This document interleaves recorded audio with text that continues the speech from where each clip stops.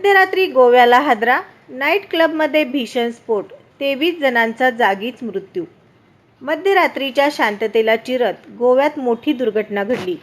शनिवारी उशिरा उत्तर गोव्यातील एका नाईट क्लबमध्ये गॅस सिलेंडरचा भीषण स्फोट झाला.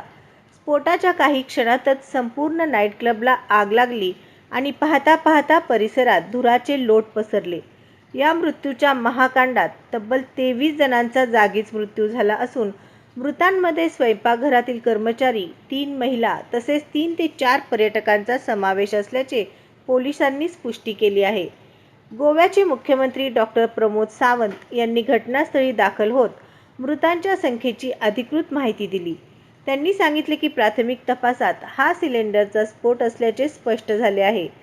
पंतप्रधान नरेंद्र मोदी यांनी तातडीने शोक संदेश जारी करत गोव्याचे मुख्यमंत्री डॉ. प्रमोद सावंत यांच्याकडून घटनेची माहिती घेतली.